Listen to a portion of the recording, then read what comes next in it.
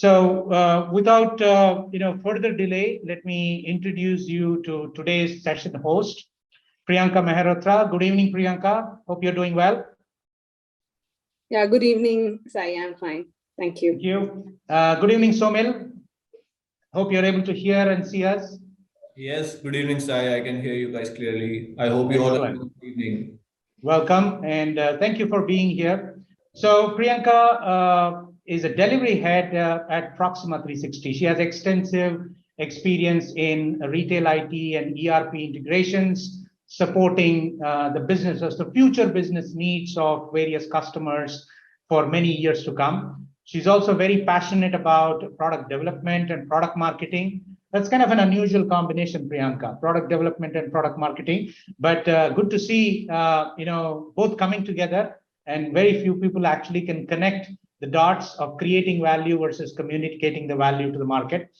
And Priyanka is also very interested in photography. She has a photography business, and I believe you are setting up a website for that. So maybe when you are ready, do share it with everyone. I'd love to look at some of your photography, activities there. And welcome and thank you for doing this, Priyanka. Priyanka is also an alumni of Executive MBA Product Leadership at IPL. Over to you, Priyanka. Thank you, Sai, for a lovely intro. And definitely, I'll share my photography skills, although they are all basics and all. So let's start. Good evening, everyone, and welcome to this session. So the thing is that I want to take you guys back to somewhere very olden times, not very olden times, somewhere in 90s, where Maggie had launched a product with a different taste, and it was altogether a different Maggie for a lot of us in 90s, and it went through a big rejection. At that point of time, I, as a kid, just wanted my old Maggie back, and I hated that new flavor what Maggie has introduced as a product. And over the years, when I grow up and with my daughter now getting in love with Maggie, I always tell her that, see, there was that one time Maggie failed. And I became curious to know why did that happen. So it is such a coincidence that today we have a speaker, Somil Agrawal, and we would know much more about products and how to take those products to market with confidence. Let me introduce our speaker, Somil Agrawal. Somil Agrawal is currently working with Innovaccer as a Senior Director of Marketing. He has more than 16 years of diverse experience spanning across global B2B and B2C organizations like Airtel, Make My Trip, Cushman and Wakefield and Cisco. And he had also led lot of partnerships with global internet players like Google, Twitter, Facebook, Hotstar currently, which is becoming very hot in market because of all the pandemic things. And he had collaborated with them to co-create industry-first products and strategies to drive new acquisitions and increase user engagements. During his free time, Somil usually loved mentoring people in digital transformation and digital marketing. He is considered a problem solver and believes in getting things done. And the more I read about him, I was just scrolling, and a lot of his current colleagues and his ex-colleagues, they say that he is a go-to person, a person who they'll go and he will definitely solve their problems or give them some solution, which would be incredible. And Somil is joining us. Thank you, Somil, for your time. We are eager to know more on the mantra of how to take a product to market with confidence. Over to you, Somil.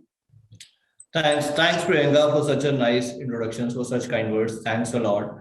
Good evening, everyone. I know it's slightly late in the evening and it's almost end of the week, so I'll try to keep this session as interactive as possible and pepper it with more of my experiences. Priyanka, are you guys able to see the screen which I've just shared? Yes, someone be able to see the screen. All right. So let's get started.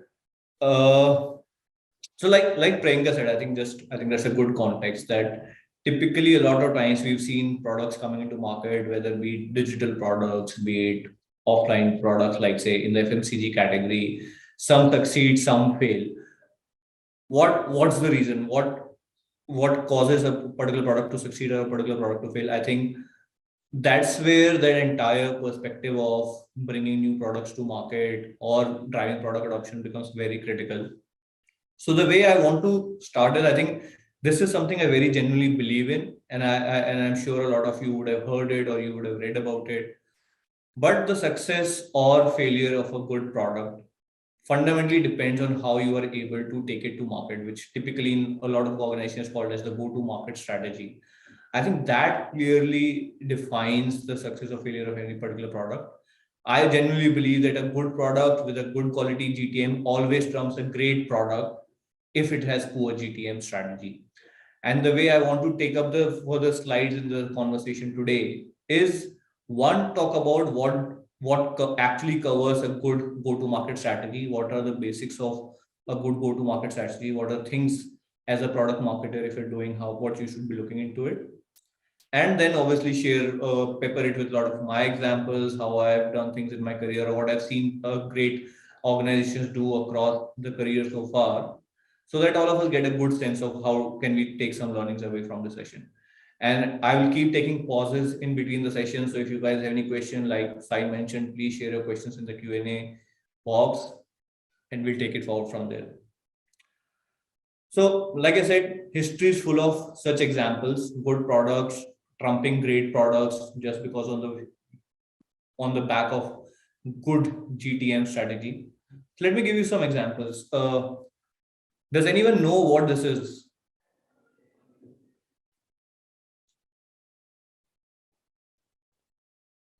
Okay. So this is the world's first portable digital music player, which came out of an organization in South Korea. Do any of us recall this? I don't know. Yes, a lot of them are telling it as a Walkman. So I think so we should pause for about half a minute before people start processing their answers. Yeah, sure. So for those who are saying Walkman, actually it's slightly later technology than a Walkman, but because Walkman, as a lot of people would remember, you need to put in a cassette or something. This is the world's first portable digital music player. But do we know about it? Do a lot of us remember it, or do we even know the name? I don't think so. But I'll show you. Just give me a second. Do people know what this is?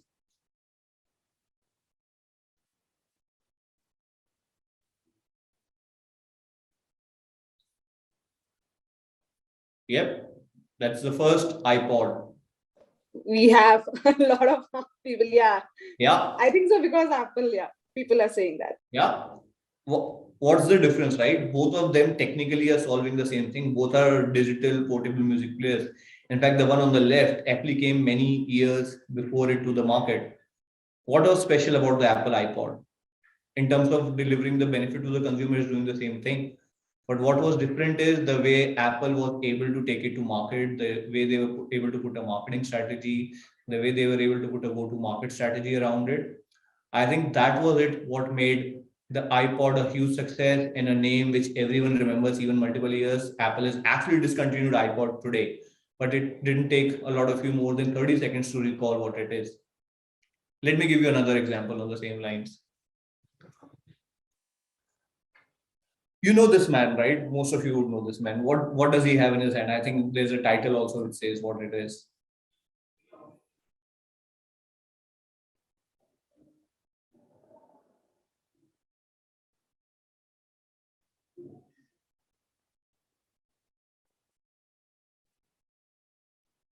Yeah, that's a Microsoft Windows tablet which came out in 2002. And this was not the first tablet, actually, by the way. There were many, many more which had come prior to this. Do we even know today where it is? I don't know. But I'm sure everyone knows this, right? I don't even need to put the name to it. Everyone knows this. And it came many years down the line after the first tablet PC came out. Again, what was different?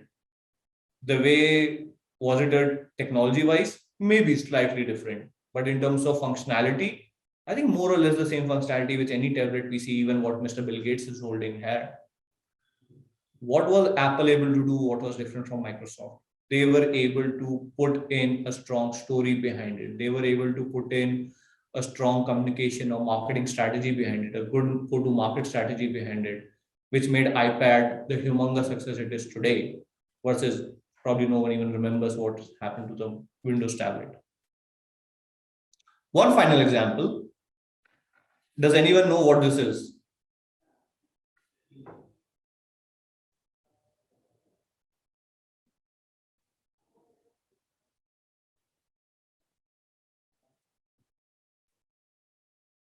It's a mobile, yeah, obviously. But what's special about it?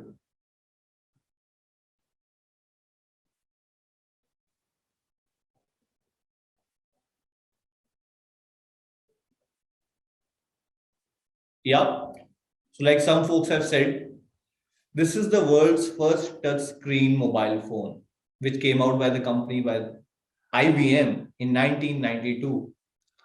Again, touchscreen phone, IBM launched it in 1992. I'm sure there were many other organizations who launched it over the next 15, 20 years. But which is the one touchscreen phone which truly revolutionized the smartphone arena? The Apple iPhone. Again, technology, maybe few things here and there were different.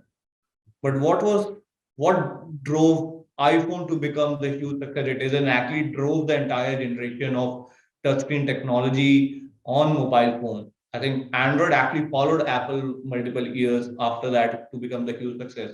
Apple was the one who popularized the entire touchscreen arena in the first place. What did they do different? I think the three examples, I picked up Apple specifically because they are one of the pioneers of doing it in such a beautiful way. And I just picked three. You could actually do a section entirely on just Apple product. What they are able to do, they are able to take products which they're not necessarily first to market, but they are able to build in a strong storyline behind each of the products. They are able to build a strong consumer story, a consumer connect around these products. They are able to put in a strong machinery behind all of these products, which make them much more desirable, which make them much more appealing to consumers, which drive the sales of these products. And that's what makes them a successful product organization. Now, it's easy to say, okay, Apple does it. So what do they think of doing? The way I want to put that is, like I just said, what drove this? It was a good product. The product was good.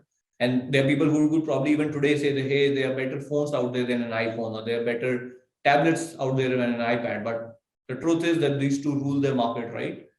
It was a great go-to-market strategy which initially drove the adoption for these products. And once the adoption kicked in, then it was just a matter of time that they became mass products for everyone to jump into. So just taking or thinking about it, what defines a good or a great go-to-market strategy, right? I say that there are three pillars of it. The three pillars are who, what, and when.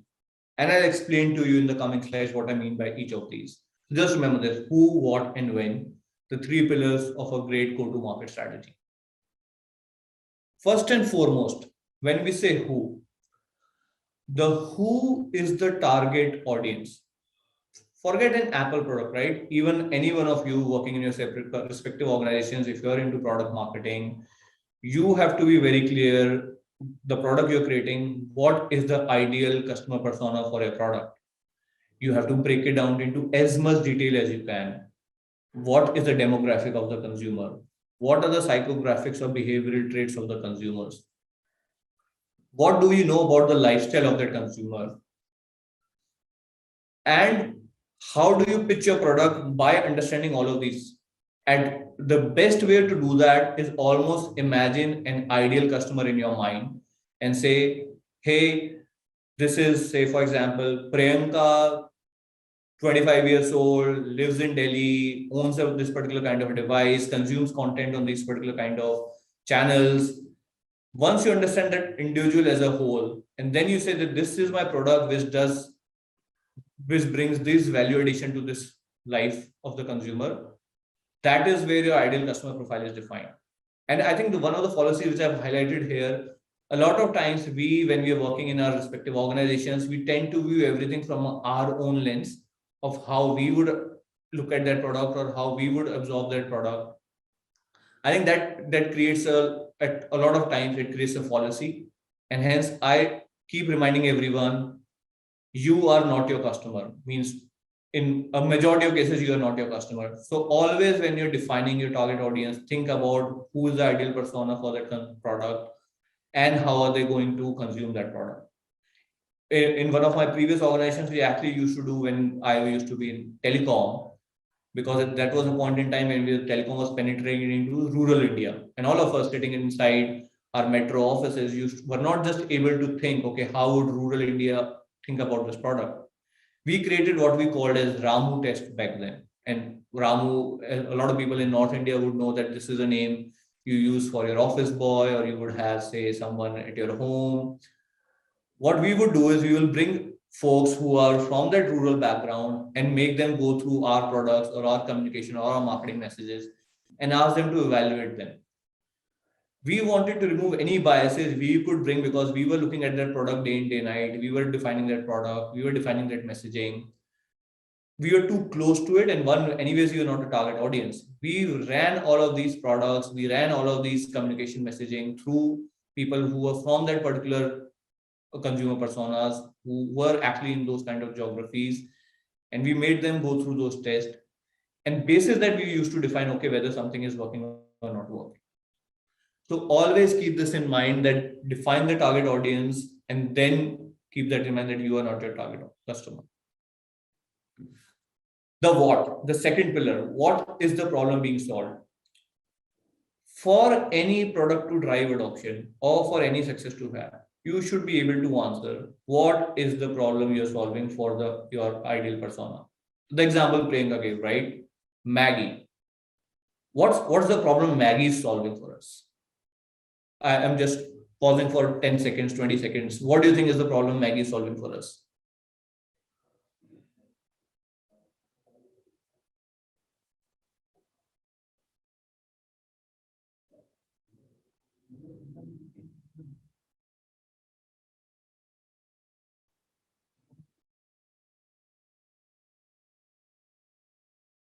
Yeah. Instant food, tasty, familiarity, convenience, all of that, right? When Maggie changed the flavor, what did they take away?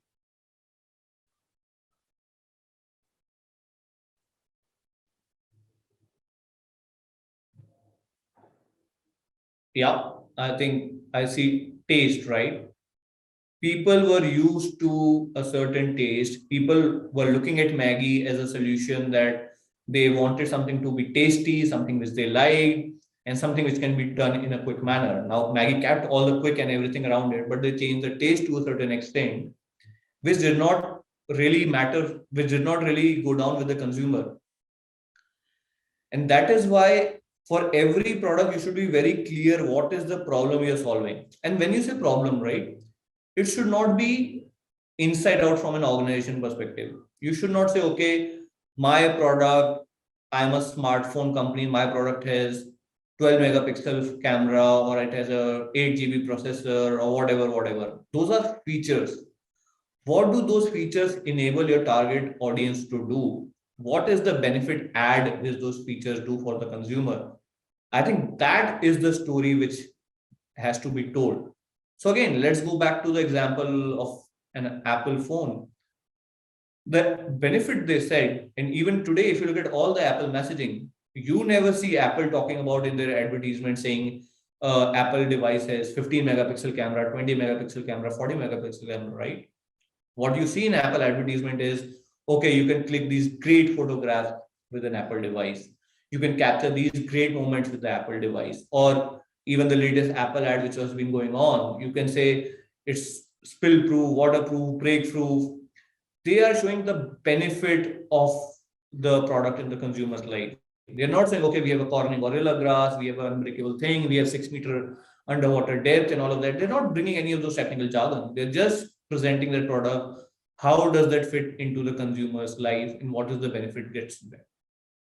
So that's the key feature which everyone should talk about whenever they're trying to drive adoption of a product. Always talk benefit first rather than feature first. And again, I'll give you another example from my own personal experience in my career. Many years back, I was part of the team which was rolling out 3G services in India. The question, a lot of times, a lot of communication which used to be going around at that point in time at the beginning was, okay, it's the fastest internet on mobile. You can get speeds up to 20 Mbps on mobile, etc., etc., etc. But the product did not work. We spoke to consumers. We said, okay, this is 20 Mbps speed and all of that. Why are you not using it? The feedback which you got us thinking. The feedback was, I don't really understand MBs, GBs, and a lot of that concept. What does 20 Mbps mean for me? And that's where the penny dropped for us. We said the consumers really don't care if it's 2 Mbps or 20 Mbps. We have to show them what's the difference. The next time when we went out, we said, okay, you want to see the difference of a 3G network versus your existing 2G connection. On 2G, if you have to, 2G at best, what you can do? Send emails, probably do, I think WhatsApp was also very new back then. So probably you can do a little bit of text messaging and all. On 3G, you can open up a live streaming match, which is happening right now, or you can open any news website and watch live news on your mobile as it's happening. You can watch a live cricket match as it's happening. And that's where people started realizing the benefit of having a 3G connection versus the existing 2G connection. That's where people started feeling, okay, 3G for me means I can watch everything on an instant without having to wait. I can watch everything on the move without having to be closer to a television set. If I want to watch a cricket match happening live right now, I can do that. Once people started understanding that, that is the point in time when the entire journey of high-speed internet adoption in this country started taking place. Obviously, a lot of things also needed to come into place to move that in the right direction. But at least from a consumer perspective, that is the point in time they at least started realizing that, yes, there's a clear benefit to my life if I start using this particular product. Everything else then started working around that. The third pillar, and I think that actually becomes one of the most important, when should you talk to the consumer about the product? Now, for a lot of the products, you will not be able to find an easy answer to it. The best answer to it comes when you look at your consumer, when you look at their lifestyle, and when you're able to look at what are the different stages of the consumer's journey by which you can identify what are the right moments where you can intervene to drive adoption. Those are the moments which I actually call moments of truth. So, for example, and again, I'll give you an example from my own experiences as well. Many years back, smartphones were just entering into this country, and smartphone adoption was directly related to what is the entire high-speed internet adoption in the country. Now, as I was part of Airtel, which is at that point in time was the India's largest telecom operator, largest 3G player in the country, and we were trying to get more and more people to adopt to 3G services. Now, getting people to use 3G, obviously there was a lot of challenge. You had to give them the benefit, you had to tell them a story, you had to make sure distribution was there. But we figured out when we went back to data and we figured out what is that key moment where we are seeing people drive adoption of 3G, it came out very clearly. The moment anyone was buying a new smartphone or the moment they were upgrading to a new smartphone, if they were existing smartphone users, that was the time when the 3G adoption had the highest chances of making an impact. A new device purchase clearly was the biggest moment of truth in driving adoption of high-speed internet. That insight enabled us at Airtel to create an entire program working with all the smartphone OEMs in the country working with all the smartphone selling outlets in the country, and create an insight and create an entire go-to-market strategy that every smartphone getting sold in the country, how can we go out and capture them? How can we ensure that we are present at all those touch points where the sale is happening? And then how do we use that to drive adoption of high-speed internet, 3G/4G services in the country? And that clearly became the moment where we were able to turn the tide and start driving the adoption in the country in a very aggressive manner.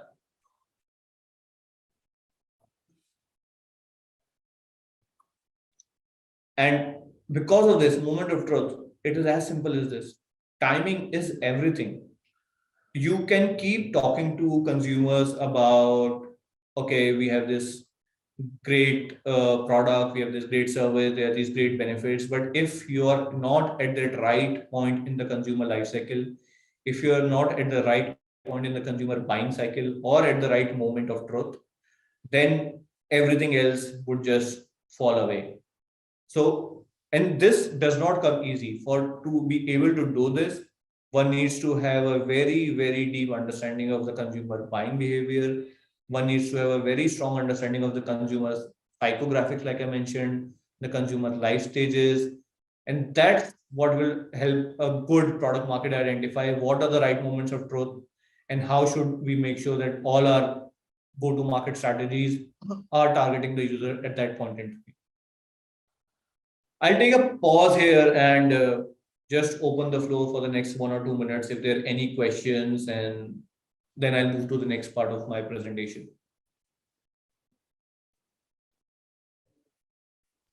So Somil, there is a question. Okay. Let me just read out to you by Ashil Parekh.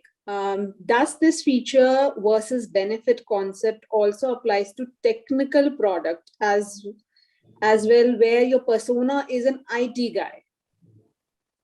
Or yeah. Oh, I think that's a good question, Ashil. I think it applies to everyone, even if your target persona is the IT guy, right?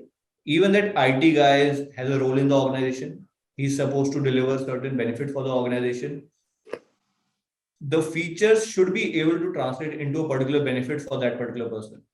For example, if the IT guy, and I'm just taking an example, if the IT guy is responsible for buying laptops for the organization, even that guy, you should be able to explain that, okay, if you're say HP trying to do a laptop sale to them, you should be able to say, okay, my laptops have these features, which will enable your employees to do their jobs better or in a faster manner or in a more efficient manner. Or if you buy my product, the total cost of ownership for the laptop is going to be much lower versus if you buy an XYZ competitor's product. Now you have to understand what is that IT guy's motivation. The IT guy's motivation to succeed in his career is that he would want to show to his organization he's got sufficient cost savings. He would be able to show to his organization he's got higher productivity for the employees. And if you're able to show the benefits of your product aligned to his incentives, that's where the entire story will work. So clearly it holds for them as well. Thank you, Somil, for that. I think so we can have more questions during the Q&A session, and we can continue with your slides and your discussion. Cool. So once the clear definition is that, okay, who is your target persona? What is the problem you're solving for them? And when is the moment of truth? I think that clearly defines how you take a product to market and how you're able to drive it. What also is like I said, it's extremely important to understand what is the user behavior, what is the user journey. You will still have people who will come in, who will try out your product. It happens a lot, especially in digital organizations, right? You can very clearly see how are people interacting with your product, how are they using a particular feature, how are they not using a particular feature. Now, you as product marketers, I think that is extremely important. Keep looking at insights, how are people using it. Also keep figuring out what are barriers to adoption, right? There could be certain set of people, you will see people coming to a certain point of stage and dropping off. What went wrong? Go back to the users and speak to them and understand what was the challenge, why they did not complete the transaction. What was other reasons why are they not coming in? If they came to a certain stage, why did they not move to the next stage? How can you understand more of that? And drive those insights. I think the insights become very extremely important for anyone who's trying to drive adoption of a particular product. How do you use those insights to improve engagement? Like the example I gave about that entire 3G adoption. The insight being that the users really did not understand the technical jargon. And when we broke it to them in the sense to say, okay, you can watch live TV on your device, I think that just changed the way people are looking at the product itself. Barriers to adoption, I think that becomes extremely important. So this entire user journey for every product, for every product marketing guy out there, for every product management guy out there, I think that becomes extremely important to crack the entire adoption journey. Right? I'll give you some more examples. I've been with India's largest telco. I've been with India's largest travel platform. I'll give you some examples of how we looked at things and how it helped us arrive at some solutions. So one of the first and very important thing is how are you handling people who are using your product for the first time? How do you say a new user, right? So you explained everything, people understand, they understand the benefit, they understand what it's in for them, but still they don't want to commit to a new thing, right? Even if it's a new product or even if it's a new service, no one wants to commit to a new thing. How do you handhold the first time user into it? Now, there are various ways of doing this, right? A lot of times organizations do things like trial offers. Even in the FMCG world, I'm sure you are aware of the concept of sachets with shampoos and chips and everything around that. Why do organizations do that? The sachets, the small pack, the chota packs, whatever you may call it, is a simple way of getting people to sample the product. They sample it, they try it. If they like it, then they go on to buy the full course product, the large size products. The same way in even in technology world, it becomes even easier to offer trials, right? You have organizations like Amazon Prime who say, okay, first month Amazon Prime video free, then you go and buy it. And that's how a lot of times we also did it in my previous organization. So one thing is doing trial offers, give people something to use for free, see how they are consuming it, leverage all those insights, and then keep feeding them more of what they like. Observe their usage patterns very closely. Giving it for free and then forgetting about it is definitely a recipe for disaster, because there is nothing free in this world. Even if you're giving out something as free, it ultimately results in some sort of a cost impact for the organization.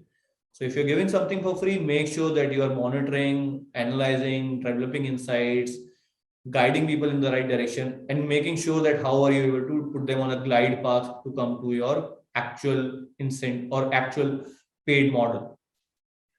The other thing also, and this again happens a lot in digital products, there's a very heavy information overload. For example, I download an app for the first time. I'm someone who has never used this product earlier. And I come in and your app has 20 different images, 30 different banners flying all over the place. I won't really know what to do. I'm the first time user. I need someone to handhold me, guide me of how should I go about doing things. Now, again, there are 2 or 3 best practices of doing it. One way to do that is a lot of organizations use it is almost on digital products have what you say is nudges, that they will have, okay, a certain pop-up to say, okay, you want to start here, guided tours. You can go here, then you go here, then you go here. This is what your journey looks like. The other thing which also helps, and I tried that in my personal experience, is actually reduce the information overload. Don't bombard a user with a lot of information. Just make sure. So, for example, when I was at Make My Trip, which is India's largest travel platform, we had 12 different kind of offerings for a consumer. We had flights, hotels, cabs, trains, bus, you name it in the travel sector, and we had it. There was no point trying to bring everything to a first-time user. We went back to data and saw that 50% of people who came onto the platform, the first transaction was a flight transaction.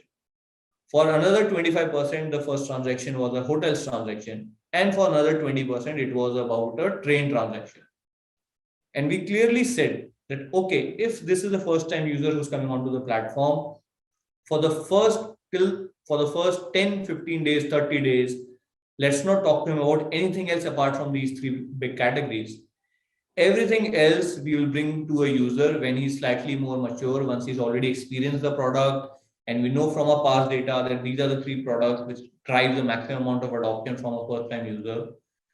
We removed every other banner for the user from the app homepage itself. You will download the app. The only three offers or the only three banners you would see is flights, hotels, and trains, nothing else. And it's, if you are a slightly evolved user, you want to do something else, obviously there were menus in which you could go in and avail those services. But for the majority of the people, we just made sure that it was a simplified menu. And it sounds to say, okay, it's easy change. It's not such an easy change. You have to build your product and technical stack accordingly. You have to build your marketing strategy accordingly. You have to drive your acquisition program accordingly. And end of the day, you have to keep monitoring the results of how it's performing. And I can tell you from example, or from my experience, just this change of reducing the complexity for a user, for the first time user, actually drove up my conversions by 25% in a matter of just 2 months. For an organization at that scale, at the kind of acquisition which they do, a 25% conversion improvement is multiple $1 million just in bottom line. And that's the power of understanding the consumer behavior. That's the power of understanding what is the consumer life cycle. That's the power of understanding what are the barriers to adoption for a consumer for a particular product.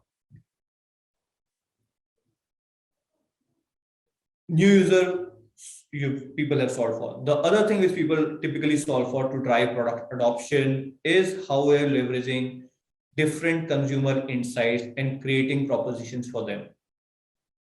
Again, very, very small example. As Make My Trip, we used to see a lot of our bus bookings used to happen late at night. Now, this was an inference we saw when we looked at data. When we went back, spoke to consumers, what we figured out was a lot of people, especially youngsters, used to stay. Say, for example, someone is staying in Bangalore, they need to travel to Hyderabad, or someone is staying in Delhi, they need to travel to Jaipur or Chandigarh. They used to take late night buses. They used to make plans almost at the last minute, say on a weekend, like a lot of you may be making for tomorrow. And because it was late at night, they would look at offers online and say, okay, where am I getting the best offer? And they would come up and make those bookings. And we also saw at the same time that was a period where we were not seeing enough traction on the regular lines of business, which was flights or hotels, because typically not a lot of people would book flights at that late in time. So again, we made the decision to change our app architecture. As soon as we started hitting what people call the graveyard shift, we ensured that whoever is turning up on the app, they would see a lot of bus offer promotions on top of the homepage itself. That simple change, again, bringing these bus offers up front, actually drove the conversions by almost 3 to 4x in a matter of 2 weeks. Because people who are coming to the app, they did not have to go through multiple hoops to find a good offer. They could see it right up front. And when they were able to see it right up front, they were able to get into the funnel much easier, and they were able to complete the transaction in a much shorter manner. That again was an insight-based proposition which we were able to create and drive adoption for. And there are multiple such examples across different organizations, with organizations who have identified a particular insight, used it to create a particular proposition, and which has helped them create better business results. And I think this one, actually, it sounds very, I would say, logical, but I think that's where a lot of organizations actually end up failing as well. Be very clear that what is the proposition for which particular segment of your customers. So for example, again, if you're an organization which is into different spheres, or you have a product which can be adopted by multiple people, you still need to be clear what is the proposition for each of those segments. So if even at Airtel, for example, while Airtel services 300 million consumers, but not the needs of each of those 300 million consumers from their telecom service provider are not the same. Each one needs a certain output from them. There are a lot of people who are value conscious, who just need, okay, my service provider needs to be the cheapest, or I need to spend the least amount of money I can just to make sure I have a connectivity with my loved ones back home. They are housewives, and this is an era I'm talking at least 3 to 4 years back. The housewives would have a phone at home. They would not even, the prepaid business, they would not even recharge it because they use it just as an incoming device. In India, we know the landline adoption has been very slow. So it was just a device kept at home to receive phone calls from the husband when he's at work or when there's someone out in the family. Now, there are people like that. On the other hand, there are people like the businessmen who need who need the quality of service to be extremely high class. They need to make sure that they are able to reach whoever they want to reach at the right point. If they're traveling abroad, they get the right kind of service. If they are in India, they are getting the absolutely best kind of internet coverage. Now, the different needs of each segment. As to drive your adoption, you have to identify what is that need you're serving for that particular segment, and how are you then catering to that particular need. If you were to go and tell the person who's looking to use your telecom service as just an incoming only service and say, hey, we've got this great service, we call it Airtel Black, and you get great international roaming coverage in this, or you get all of this, they won't really be interested. And you will end of the day say, okay, I launched this great product, but it just didn't work. But if you were using insights, you can clearly identify, okay, this is the segment of my users who clearly travels international, who clearly has a high-end smartphone, who clearly has a high volume of usage. These are the people who are going to be interested in something like this. You go and pitch that product to them, you know what your service is going to make a benefit for them. And that's what will drive product adoption. So one size fits all definitely does not work. And again, it keeps going back to the principles I started my conversation with: who, what, and when. The moment everyone is able to realize that this kind of a product solves this kind of problem for this particular consumer segment, I think that is ultimately becomes the most important element of doing this. And end of the day, again, I say no one knows for sure what works, right? So as marketers, as product marketers, as product personas, I think that power of doing A/B testing, the power of doing target groups versus control group iterations, I think that becomes extremely important. That enables you to run multiple iterations. That enables you to that enables you to not to go by gut feel or to say, okay, I think this works or my boss says this works. That enables you to go by, okay, saying, let's go by numbers. Let's take two identical personas, or let's take two identical groups, give option A to one, option B to one, see which wins, right? And keep doing those iterations from time to time to identify what is the winner product. The other terminology is a target versus control. You give the target group a certain product, you don't let the control group get exposed to it. And then you see whether that proposition makes a significant impact in the target versus control performance. I think that these basics understanding of how products get adopted by consumer, and then keep iterating them along with these methods of A/B testing, target control, and everything. I think these become extremely important for us to drive product adoption. I think we are almost at the last slide. Again, just reiterating some key points.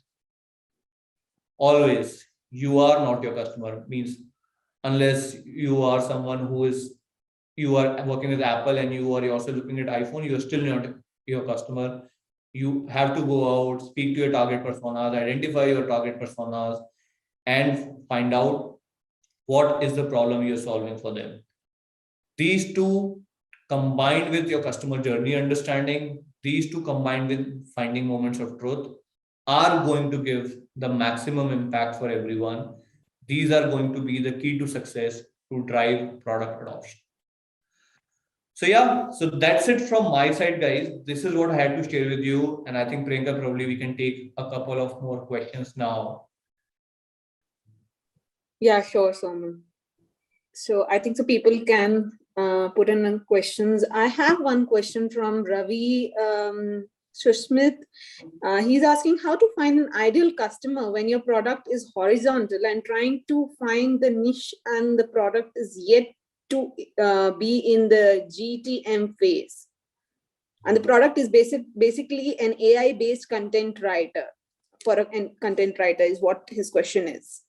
Yeah. So to that, I have a very slightly different perspective on that. And a lot of times in this, I see a lot of it happening, especially in the technology world. People end up creating a product and then try to find the persona, right? I think every time you're creating a product, you always should start from a genuine customer problem. So even if you're saying that it's an AI-based content solution, for example, someone must have found a problem somewhere, right? You would have seen someone struggle with it. You would have seen someone not being able to do a content job well. That would have given you this idea, okay, there's this inefficiency in the system, or there's this lacuna in the system which someone can fill in, and that's how the solution was created. Always, and if you started from a problem which a particular person was facing and then you ended up creating a product, you at least have your first customer already there. The first person you saw struggling with that problem is your first customer for it. And once you run it with that particular person, you know there are more people like that in that ecosystem or in the industry. And that becomes your first list of target audience, your first ideal persona to go after. But always start with the customer problem being solved. Don't create a product first and then try to find, okay, who should I go and sell it to? That obviously will create definite challenges.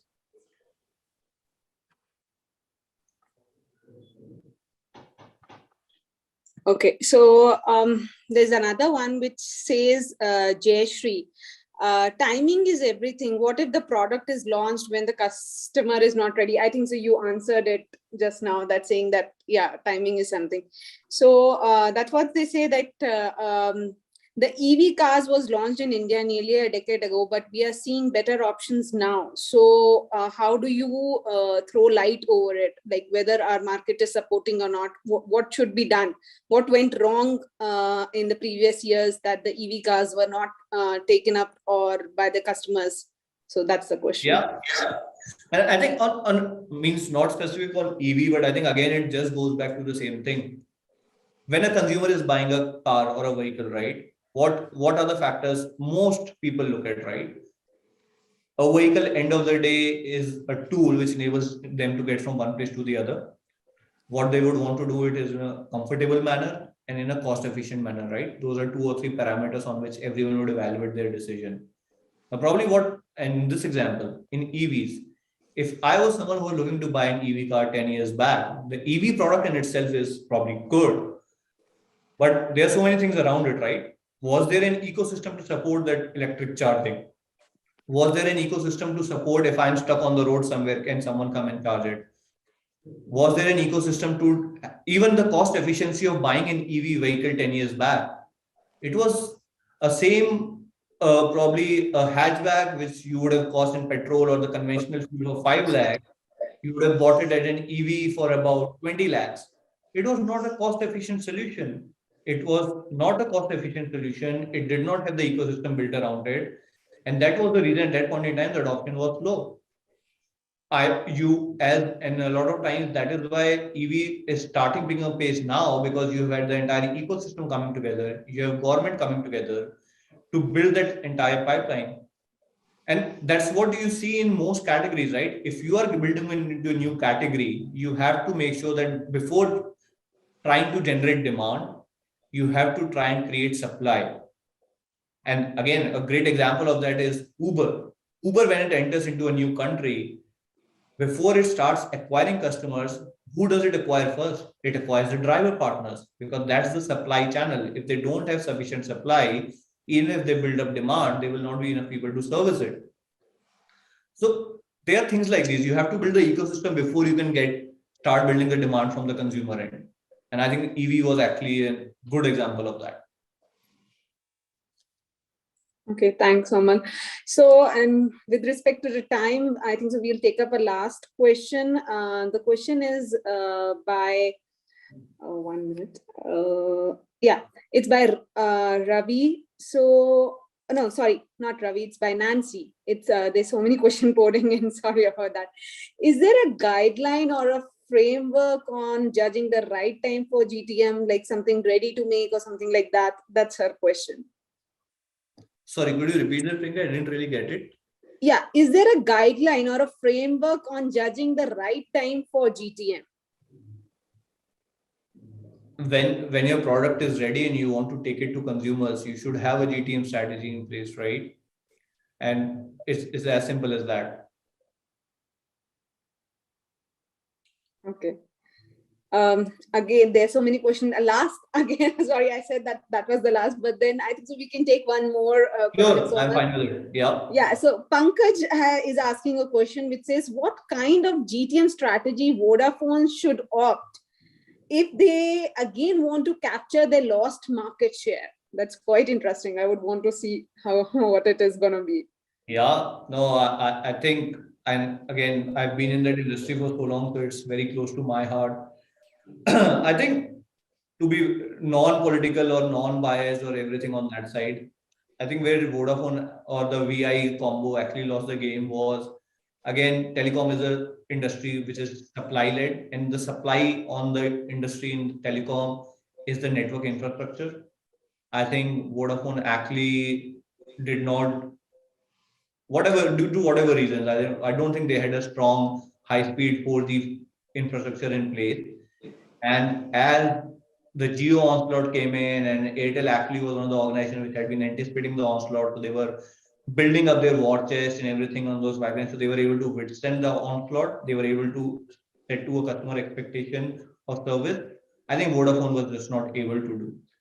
And as I've been following the news, I think Vodafone is now building up that war chest. They're trying to invest more in technology, and I think if they're able to provide a great quality of service to their consumers, I definitely think they should be able to get to some bit of their old glory that they used to have.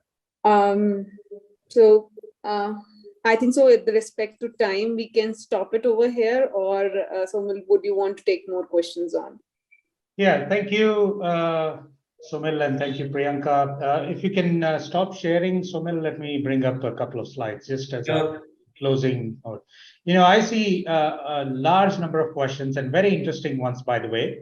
So, I'm sure there are questions that we didn't pick even from the LinkedIn feed for this particular session. So whenever you find some time, feel free to go ahead and let the folks know and give your responses to that. Appreciate that. And, I was wondering if you had spotted or identified the best question for the day so that that person can get the free digital learning. But as you think about it, we'll come back to that in a second. Let me thank you for taking your time, sharing your very interesting insights and examples from your journey, right? Especially from the telecommunications world. Lots of those resonate with the audience because we've been on the consumer side as well. And please accept a token of appreciation, a digital certificate. This particular certificate is now globally recognized and automatically verifiable on blockchain. So you will receive that pretty soon in your inbox. And courtesy of Hyperstack, which provides global digital certificate on Web 3.0.